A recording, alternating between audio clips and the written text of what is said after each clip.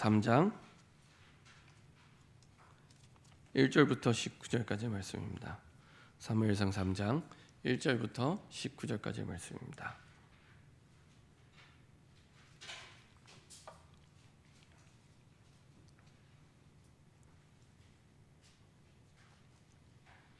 사무엘상 3장 1절부터 19절까지 저 여러분들이 교독하겠습니다. 제가 먼저 읽도록 하겠습니다. 아이 사무엘이 엘리 앞에서 여호와를 섬길 때에는 여호와의 말씀이 희귀하여 이상이 흔히 보이지 않았더라.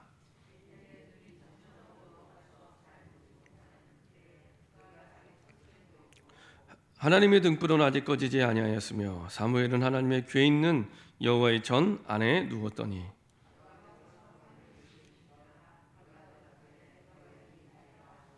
엘리에게로 달려가서 이르되 당신이 나를 부르셨기로 내가 여기 있나이다 하니 그가 이르되 나는 부르지 아니하였으니 다시 누우라 하는지라. 그가 가서 누웠더니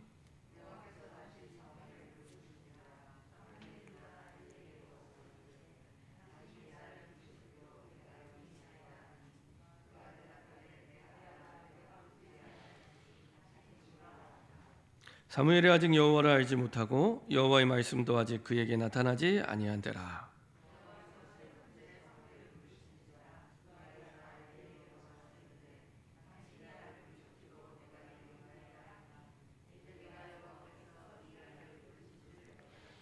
엘리가 사무엘에게 이르되 가서 누웠다가 그가 너를 부르시거든 내가 말하기를 여호와여 말씀하옵소서 주의 종이 듣겠나이다 하라 하니 이 사무엘이 가서 자기 처소에 누우니라.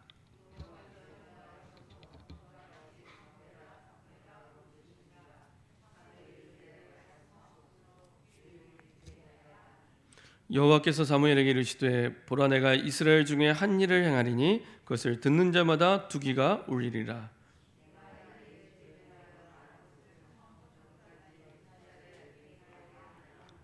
내가 그의 집을 영원토록 심판하겠다고 그에게 말한 것은 그가 하는 죄악 때문이니 이는 그가 자기의 아들들이 저주를 자청하되 금하지 아니하였음이니라.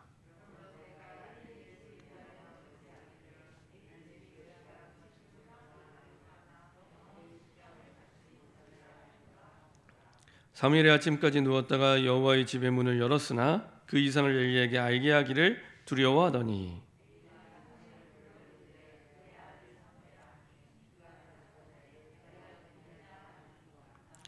이르되 내게 무엇을 말씀하셨느냐 청하노니 내게 숨기지 말라. 내게 말씀하신 모든 것을 하나라도 숨기면 하나님이 내게 벌을 내리시고 또 내리시기를 원하노라 하는지라.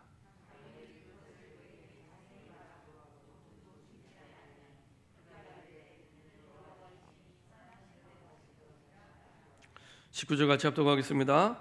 사무엘이 자라매 여호와께서 그와 함께 계셔서 그의 말이 하나도 땅에 떨어지지 않게 하시니. 아멘. 우리 찬송가 542장 찬양하겠습니다.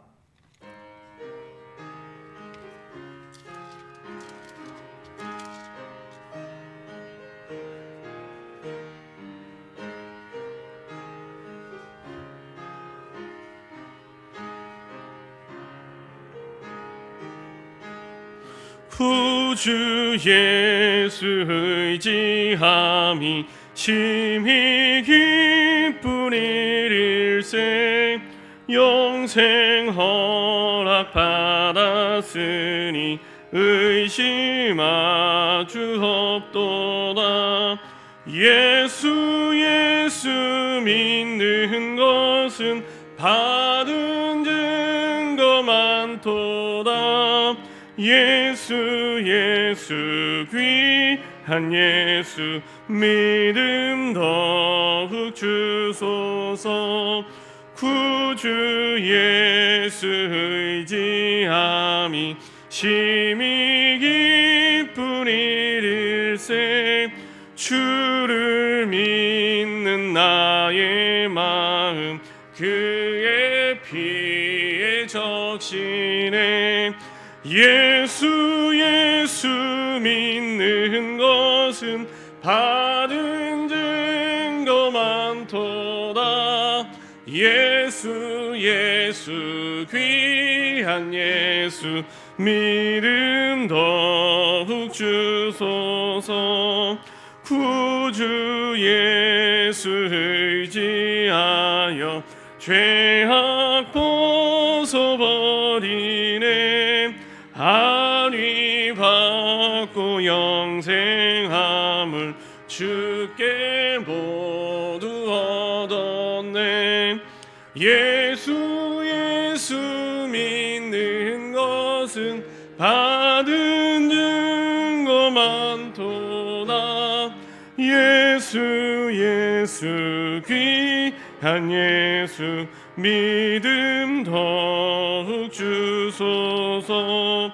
구주 예수 의지하여 구원함을 얻었네.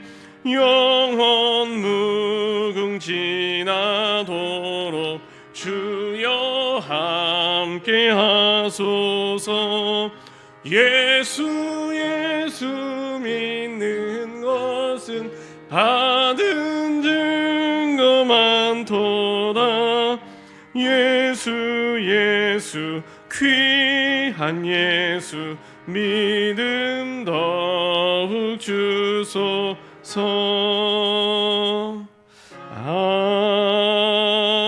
아멘. 자, 한번 기도하고 말씀 나누도록 하겠습니다. 참 좋으신 하나님 감사드립니다. 우리가 고백한 이 찬양대로 날마다 오직 우리의 구원자 되신 예수만을 의지하며 나아갈 수 있도록 주님 인도하여 주옵소서. 우리가 예수 이름 부를 때마다 예수의 능력과 권세로 하나님이 하시는 역사를 보게 하사 하늘의 천군 천사를 파송하사 주의 응답의 문들을 여시고 주의 뜻을 이루시는 말씀의 증인으로 설 수 있도록 축복하여 주옵소서.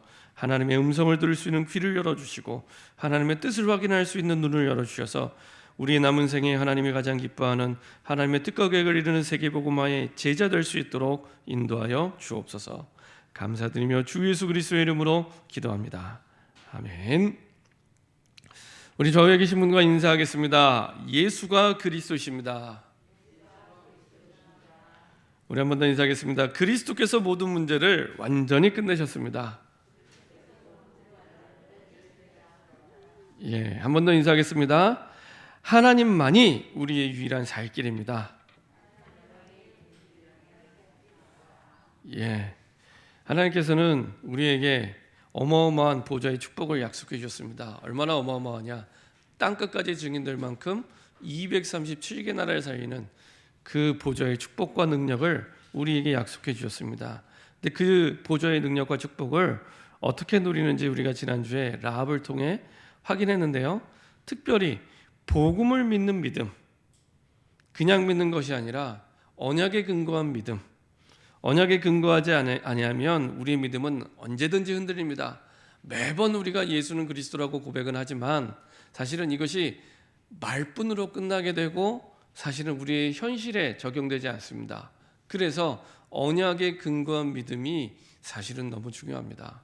언약에 근거하지 않으면 반드시 우리 현실 앞에서 우리는 또 다른 불신앙을 고백하게 되고 또 다른 인본주의를 사용하게 됩니다. 그래서 정말로 요한복음 19장 30절에 있는 말씀대로 끝났구나. 끝. 정말로 우리 인생 모든 문제가 현실을 우리가 닥쳐서 경험할 때는 안 끝난 것처럼 힘드니까 그렇게 보이지만 끝났구나라는 답이 분명히 나면 됩니다. 저도요 이렇게 그 복음 운동하면서 어느 날 요한복음 19장에 있는 말씀 30절에 있는 말씀대로 끝났구나라는 딱 답이 마음에 당기면서부터 참 평안해지더라고요. 참 평안해지고요. 힘이 나고요. 문제가 와도 중요한 건 당황하지 않고 문제에 속지 않고 문제에 잡히지 않고 그 속에 감추어진 하나님의 숨은 계획을 따라 인도받게 되더라고요. 그래서 정말로 끝났구나 답을 내니까 그때부터 하나님의 계획을 찾아 그 너머에 하나님의 계획을 찾아갈 수 있는 힘이 생기고, 이상해요. 제가 힘을 낸 게 아닌데 힘이 생겨요. 언약의 확신이 생기니까 힘을 낸 게 아닌데, 내려고 한 것도 아닌데 힘이 생기고 그 너머의 것을 확인하고 누리게 됩니다.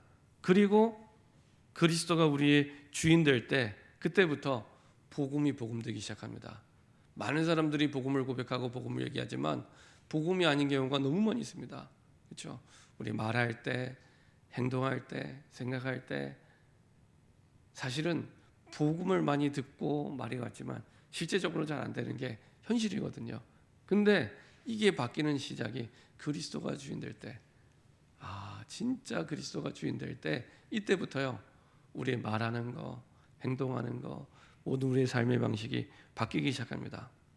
이때부터 하나님은 우리 현장 속에 증인되게 하시고, 말씀을 듣는 게 아니라 증인되야 되니까 말씀을 확인하게 하십니다. 말씀을 본 자로. 그리고 이제는 하나님의 방법 따라 하나님이 주신 응답의 증인으로 인도받게 됩니다. 그래서 하나님이 주신 언약의 증인으로 서서 정확하게 그 축복과 응답을 누릴 수 있도록 조금만 기록으로 한번 남겨보세요. 이렇게. 그러니까 내가 메모해야겠다 생각 안 해도 될 만큼 내 기억 속에 이렇게 메모가 될 만큼, 예를 들면 뭐 한 단어, 한 문장이든지 말씀을 쭉 듣고 나서 대부분이 머릿속에 아무것도 안 남고 그냥 가십니다. 대부분이. 그러면 이제 또 우리의 삶은 다 받았는데 이제 불신자와 같은 삶을 또 살아가게 됩니다. 그래서 머릿속에 하나만 남아도 됩니다. 그래서 정확하게 기록으로 남을 만큼, 모세가 기록으로 남긴 것이 성경이 될 만큼, 여호수아가 기록으로 남긴 것이 성경이 될 만큼, 다윗이 시를 지었는데 성경이 될 만큼 정확한 언약이 기록되었던, 이렇게 됐던 것처럼 하나님이 내게 주신 그 말씀을, 그 언약을 조금만 기록으로 남겨서 쭉 한번 한 주간을 살아보세요. 그러면요 완전히 다른 삶이 그 속에서 시작됩니다. 별거 아닌데 한 단어 기억하고 한 문장 기억하는 게 특별한 게 아니잖아요. 되게 어려운 것도 아니고. 근데 별거 아닌데 기억에 남잖아요. 다른 시작이 됩니다. 작은 시작인데 다른 시작이 됩니다. 그래서 우리가 할 수 있는 것부터 어떤 시작이 되냐? 믿음의 24가 됩니다. 믿음의 24. 문제만 만나면, 어려움만 만나면 사실은 불신앙하고 원망하고 낙심하고 그렇게 되는데, 이제는 그렇게 되지 않고 이제는 믿음이 지속이 돼요. 24. 믿음이 지속이 됩니다. 이게 불신앙할 만하면 내게 주신 언약의 말씀, 단어가 떠오르는 겁니다. 그렇지. 요한복음 19장 30절. 끝났지. 끝났는데 내가 또 속을 뻔했구나. 끝났다면 진짜 하나님의 계획이 있을 텐데, 이제는 내가 복음 안에서 망해도 되고 무너져도 되고 없어도 되고 모자라도 되는데, 이전에는 없으면 안 될 것처럼, 모자라면 안 될 것처럼, 실수하면 안 될 것처럼 이렇게 막 살아왔거든요. 근데 이제는 하나님 주신 언약 속에서 믿음으로, 내 계산으로 사는 게 아니라 믿음으로 사는 삶이 지속이 되기 시작합니다. 이전에는 내가 응답을 꼭 받아야 돼 이런 생각을 했는데, 그런 응답을 꼭 받아야 돼가 아니라 언약이면 충분하구나. 그렇죠? 그래서 우리를 응답의 백성이라고 얘기 안 하고요, 언약의 백성이라고 얘기합니다. 그렇죠? 자, 이렇게 인도받았더니 라합이 여호수아 2장 11절 보니까요, 안 보고도 믿었죠. 이미 우리 성 안에 있는 사람들이 마음이 녹았고 정신을 잃고, 그리고 너희의 하나님은 상천하지 하나님, 유일하신 하나님, 이렇게 고백을 하게 됩니다. 그렇죠? 유일한 살 길, 유일한 복음, 오직 복음, 완전 복음, 내 살 길은 하나님 한 분밖에 없다, 이렇게 붙잡은 겁니다. 그냥 붙잡아도 되고 안 붙잡아도 되고, 액세서리가 아니고 내가 살 길은 이 길밖에 없다. 베드로가 사도행전 4장 12절에 고백했던 대로 유일한 살 길, 다른 길 없다. 우리가 문제를 만나면 그냥 아주 편안하게 쉽게 생각하시면 됩니다. 다른 길 없다. 다른 계산할 필요 없습니다. 하나님만이 유일한 살 길이다. 이렇게 생각하시면 됩니다. 그 속에서 정확한 답이 올 때까지 하나님의 언약을 붙잡고 인도받으시면 됩니다. 이때부터 영원한 정복의 축복이 시작이 됩니다. 언약대로 이루시는 하나님을 이제는 우리 삶에서 보게 하시고요, 우리에게 주신 땅을 정복하게 하시고요, 영원한 예수 그리스도의 축복 속에 언약의 대열에 하나님이 서게 하십니다. 사실은 오늘 보았던 오늘 이 사무엘의 말씀도 마찬가지입니다. 이제 하나님 주신 귀중한 언약의 흐름 속에 이스라엘 백성들이 늘 괴롭힘을 당하는 사실은 그 통로가 있었습니다. 그게 블레셋입니다. 블레셋. 이거는 없어지지도 않고 계속 이제 그 이스라엘 땅 한쪽 편에서 이스라엘을 틈만 나면 찌르는, 고생시키는, 없어지지도 않고 계속 괴롭히는 이 민족이 블레셋이었습니다. 꼭 뭐가 가냐?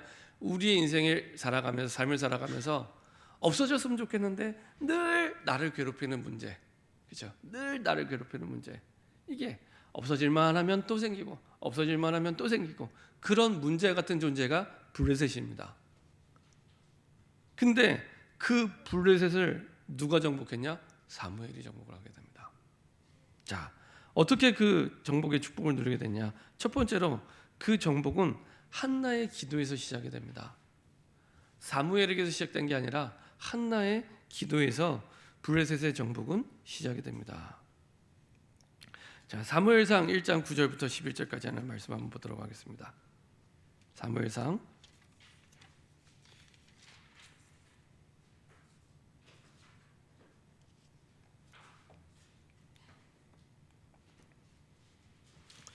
1장 9절부터 11절입니다.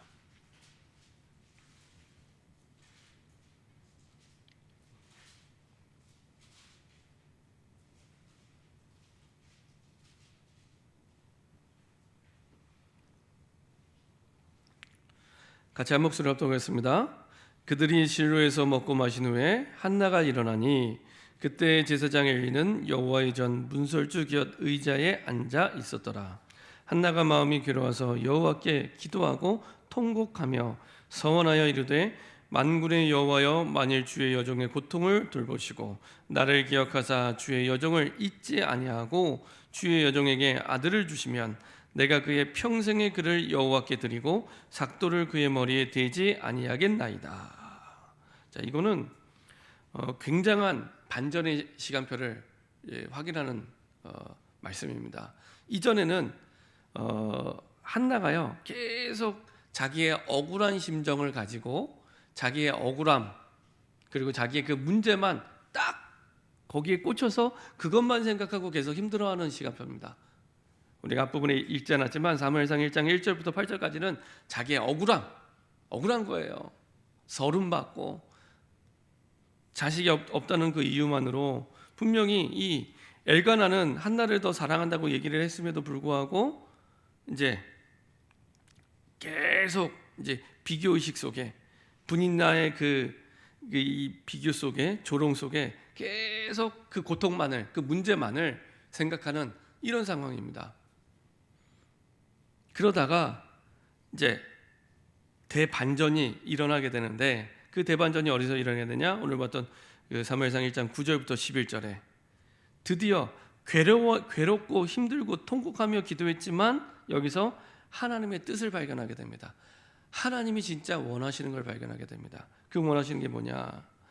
서원하여 이르되 만군의 여호와여, 만일 주의 여종의 고통을 돌보시고 나를 기억하사 주의 여종을 잊지 아니하시고 주의 아들을 주시면 내가 그의 평생의 그를 여호와께 드리고 삭도를 그의 머리에 대지 아니하겠나이다. 다시 말하면 나실인의 언약을 깨닫게 됩니다. 나실인의 언약. 그 시대의 영적 현주소 속에 하나님이 원하시는 게 무엇인지를 깨닫게 된 거죠. 이전까지는 자기 문제만 바라보다가 거기에 잡혀 있다가 이게 중요한 게 아니라 이 시대에 하나님이 원하시는 것이 무엇이냐, 실제적인 영적 현주소 속에 하나님이 원하시는 뜻을 발견하게 됩니다. 이 시대 하나님이 원하시는 게 내 억울한 문제 푸는 이게 아니라 나시리를 원하시는구나. 그래서 하나님께서 분명히 이 한나가, 하나님의 백성 한나가 힘들고 어려운 줄 아시는데도 계속 이제 그 상황을 허락해 두신 거죠. 하나님의 뜻을 깨달을 때까지. 그리고 그 뜻을 깨닫게 되는 그때부터 완전히 모든 것이 바뀌게 됩니다. 사무엘상 2장 1절부터 10절 보면요, 한나가 기도하는데 완전히 믿음을 고백합니다. 2절에 보면은, 1절에 보면은 내가 주의 구원으로 말미암아 기뻐함이니이다. 여호와 같이 거룩하신 이가 없으시니 이는 주밖에 다른 이가 없고 우리 하나님 같은 반석도 없으니이다. 지난주에 우리가 보았던 라합의 믿음과 표현이 다를 뿐이지 똑같이 유일하신 하나님을 고백을 합니다. 그렇죠? 내 살 길, 내 문제를 해결할 분이 하나님 한 분밖에 없었구나라고 이것을 체험하고 고백하게 되죠. 자, 그리고 드디어 사무엘상 3장 1절부터 3절, 그 아이가 커서 이제는 하나님께 맡겨져서 이제는 자라나게 됩니다. 자, 이것이 하나님의 뜻이었죠.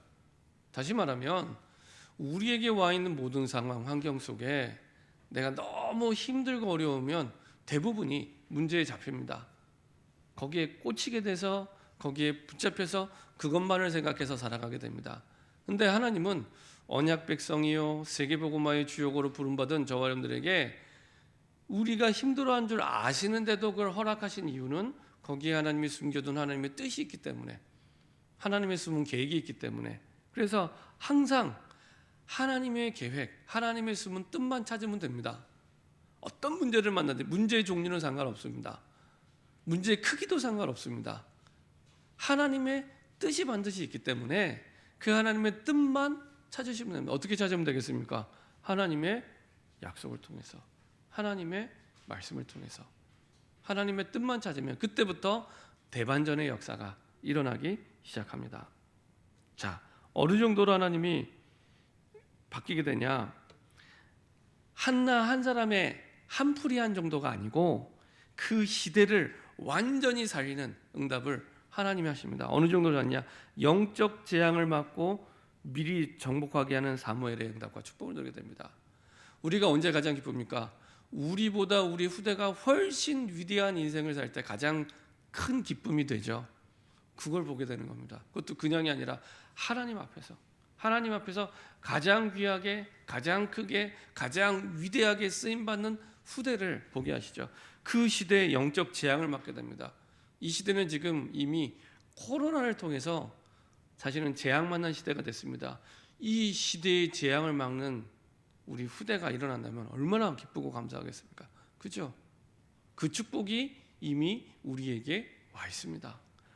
시대의 영적 재앙을 막고 그것을 미리 정복한 사무엘을 하나님은 준비시키시고 인도하신 하나님의 계획 속에 있었던 것입니다. 사무엘상 3장 1절부터 19절 보면요, 하나님께서 미리 영적으로 정복하게 하시죠. 어떻게 정복하게 하십니까? 완전히 하나님의 말씀이 드러나고 나타나게 하시죠. 자, 보세요. 사무엘상 3장 1절부터 3절까지 보면은 그 시대 상황이 잘 나타나 있습니다. 아이 사무엘이, 여기서 아이는요, 사무엘이 몇 살 때냐면은 한 12세쯤 된 겁니다. 이미 사무엘상 2장에 만 3세가 됐을 때 이제 맡겨지게 됩니다. 유대인들은 젖을 떼는 나이가 보통 만 3세 정도 됩니다. 굉장히 오래 엄마의 젖을 먹죠. 그리고 젖을 뗀 나이가 이제 만 3세쯤 되는데 그때쯤 돼서 이제 맡겨지게 됩니다. 그리고 나서 지금 사무엘상 3장 아이라고 된 이때는 이제 한 12세쯤 됐어요. 12세. 자, 아이 사무엘이 지금 우리 한 초등학교 한 6학년쯤 된 나이입니다. 엘리 앞에서 여호와를 섬길 때에는 여호와의 말씀이 희귀하여 이상이 흔히 보이지 않았더라.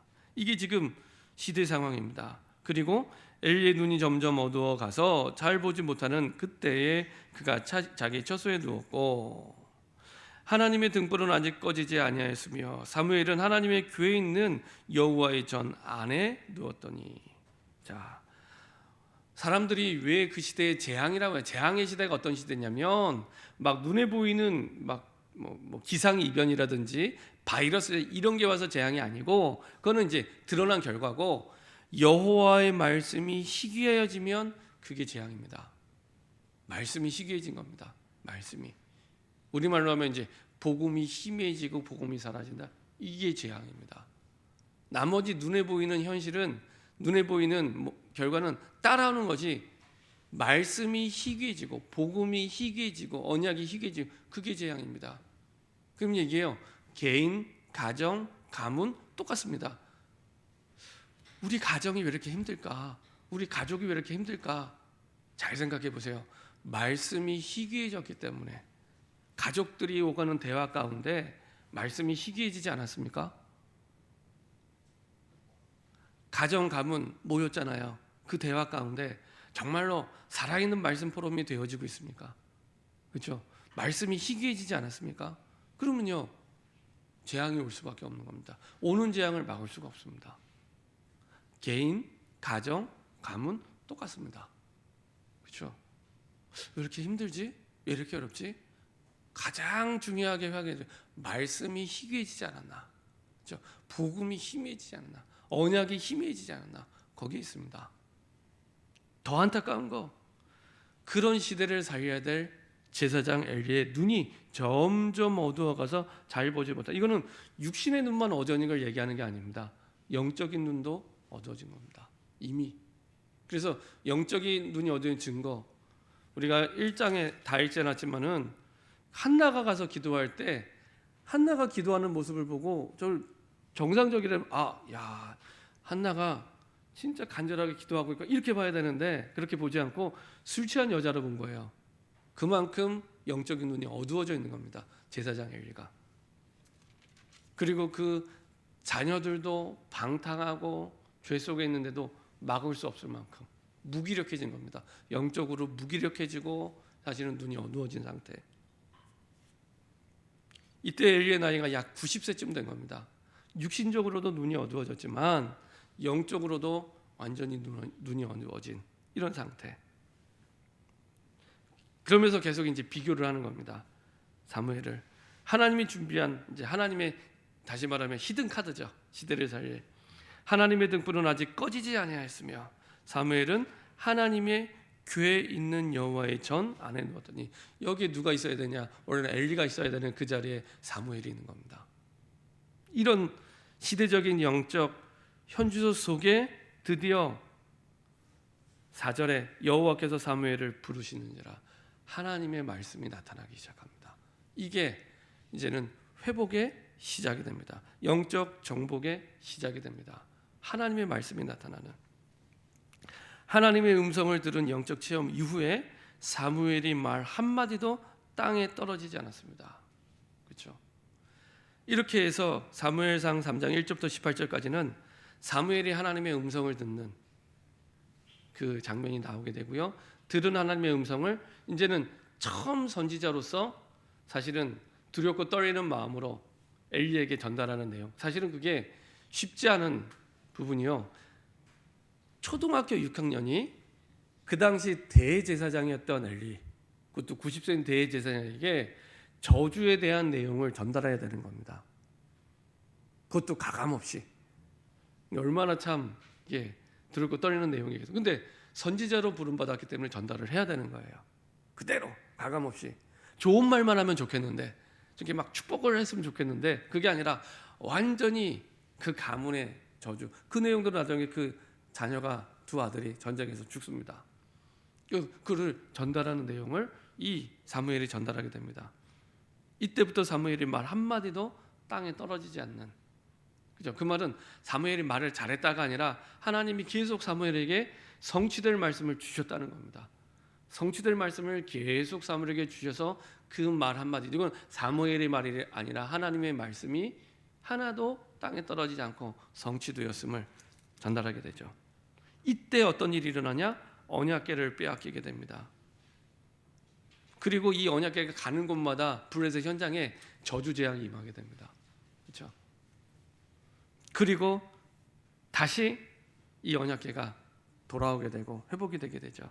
자, 이때 그냥 우연히 어쩌다가 언약궤를 이제 빼앗긴 상황에서 저주 재앙이 내리고 그 다음에 언약궤가 회복했냐? 그게 아닙니다. 언약궤 옆에 누가 있었다고요? 사무엘이요.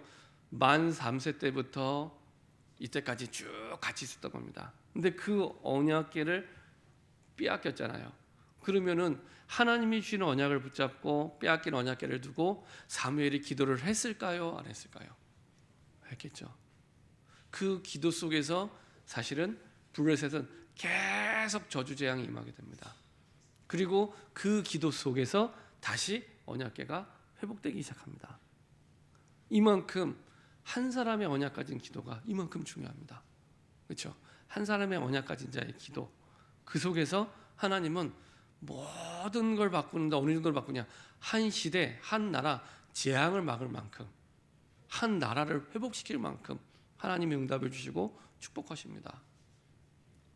자, 그리고 나서 사무엘의 업적입니다. 사무엘상 7장 1절부터 15절을 보면요, 다시 또 이스라엘의 위기가 왔을 때 그 위기의 원인이 무엇인지를 알려주죠.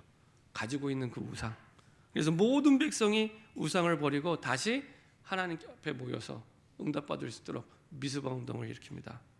그때 전쟁이 그치게 되고 하나님께서는 다시 위기 가운데 이스라엘을 살게 하십니다. 그리고 나중에는 사무엘상 16장 1절부터 13절에 사무엘을 통해서 한 시대가 아니죠. 모든 이스라엘 역대 가운데 가장 위대한 왕이었던 다윗을 기름 부어 왕으로 세웁니다. 이 일을 누구냐? 사무엘을 통해서. 그렇죠? 결론입니다. 우리의 영적 현주소를 기억하는 게 너무 중요합니다. 지금요, 그냥 코로나가 왔다 이게 아니고 정말로 시대가 재앙을 만난 시대가 됐습니다. 이들은 이전에도 없었던, 아시잖아요. 이전에도 없었던 재앙 만난 시대가 됐습니다. 저는 이렇게 아이들 학교 안 가는 거 보면서요, 그다음에 이제 원격 수업하는 거 보면서 한 번도 경험해 보지 못했던 나라를 경험하면서 야, 이거는 정말 재앙이구나라고 생각이 들 만큼 이게 갈수록 이전에 경험하지 못했던 일들이 일어날 수밖에 없겠구나 이런 생각이 들어요. 그만큼 정말로 시급한 시대가 재앙 만난 시대가 됐습니다. 위기의 시대가 됐습니다. 그래서 여러분들이요, 정말로 기도로 깨어 있어야 됩니다. 이 시대의 영적 현주소를 알고 내 문제에 잡혀 있을 그런 시간표가 아니라 전도자로 부름받은 저 여러분들에게 하나님이 정말로 원하시는 뜻이 무엇인지 그것을 붙잡고 기도가 시작되어야 될 시간표입니다. 너무너무 중요합니다. 여러분들 요새 사람들이 아이를 안 낳는다고 생각하잖아요. 어떻게 생각하십니까? 아이를 안 낳는다. 저는요, 아이를 안 낳는 게 그냥 아이를 안 낳는 게 아니라 이거는 정말 재앙 가운데 재앙이다, 그렇게 생각을 합니다. 제가 대학생 때 그리고 신학 공부를 할 때 늘 항상 유럽 현장, 유럽 교회를 보면서 야, 참 유럽 교회는 참 비참하게 됐구나. 교회에 후대들은 다 떠나가고 겨우 할아버지 할머니 한두 명 남아있고 텅텅 빈 교회. 그거 보면서 사실은 대학생 시절을 보내고 전도운동 해야겠다 생각을 하고 그리고 신학 공부를 해봤거든요. 근데 어느 날 한국 교회가 그렇게 돼가고 있습니다. 한국 교회가 이미 한국 교회의 반 이상이 제가 볼 때는 훨씬 더 많을 것 같아요. 주일학교가 문을 닫았습니다. 이거는 아이들을 안 낳아서가 아닙니다. 학교에 지금도 아이들 많이 학교 다니고 있잖아요. 아이들을 안 낳는 것도 문제지만 너무 많은 아이들이 사실은 신앙을 잃어버리고 하나님을 떠나 있습니다. 그리고 점점 교회의 연령들이요, 서서히 교회 안에서 아이들이 없어지고 고연령대가 됩니다. 야, 이렇게 딱 한 세대가 지나면 우리도 유럽 교회처럼 되겠구나. 이건요, 한 번에 이게 오지 않기 때문에 사람들이 위기 의식을 못 느낍니다. 근데 정말로 위기 가운데 있습니다. 그래서 정말로 하나님의 언약을 가지고 깨어 있지 않으면은 똑같은 것을 옛날에 저렇게 되지 말아야겠다 생각했던 그대로 똑같이 또 당하게 되는 겁니다. 그래서 저는 위기다. 정말 위기 가운데 위기다. 한 세대가 지나면 제가 볼 때는 한 세대가 지나지 않아서 더 빨리 올 것 같아요. 유럽 20년 전에 유럽 교회를 바라봤던 그 안타까움을 가지고 내가 살아왔던 우리가 살았던 한국 교회를 바라보겠구나라는 위기 의식을 참 많이 느낍니다. 그래서요, 정말로 중요하게 주일학교 두고 기도하셔야 됩니다. 정말로 중요하게. 이게 너무너무 시급합니다. 그리고 우리의 후대를 두고 정말로 하나님 주신 언약을 붙잡고 깨어있지 않으면 사실은 나중에는 시간표를 놓치게 되면은 그때는 이미 너무 많이 어려운 상태가 됩니다. 그래서 여러분들이요, 우리의 영적 현주소를 바라보고 하나님이 우리에게 주시고자 하는 뜻이 무엇인지를 정확하게 언약이 우리의 마음에 담겨야 됩니다. 그 언약, 하나님의 뜻이 담긴 그 언약이 회복되어야 됩니다. 그때 기도가 회복되고 우리 후대와 미래를 향한 전도가 회복되기 시작합니다. 그래서 사무엘을 통해 하나님이 그 시대의 영적 재앙과 위기 시대를 막았던 것처럼 하나님 우리를 통해서 그 축복과 응답을 주시기 원하십니다. 그래서 이 시대를 두고 하나님과 하나님의 뜻을 붙잡고 새롭게 기도가 시작되는 저와 여러분 되기를 소원합니다. 기도하겠습니다. 하나님 감사드립니다. 오랫동안 이스라엘을 괴롭혔던 그 블레셋을 정복한 사무엘의 응답이 우리의 응답이 될 수 있도록 하나님의 말씀을 새롭게 붙잡게 하시고 그 언약 속에서 기도가 새롭게 시작될 수 있도록 축복하여 주옵소서. 한나가 하나님의 뜻을 붙잡고 기도를 시작했을 때 한나가 상상할 수 없었던 블레셋을 정복한 사무엘의 응답을 허락해 주셨던 것처럼 우리 영적 현주소를 깨닫게 하시고 정확한 하나님의 언약을 붙잡고 기도가 시작되는 새로운 아버지 하나님, 우리의 여정이 시작될 수 있도록 축복하여 주옵소서. 감사드리며 주 예수 그리스도의 이름으로 기도합니다. 아멘.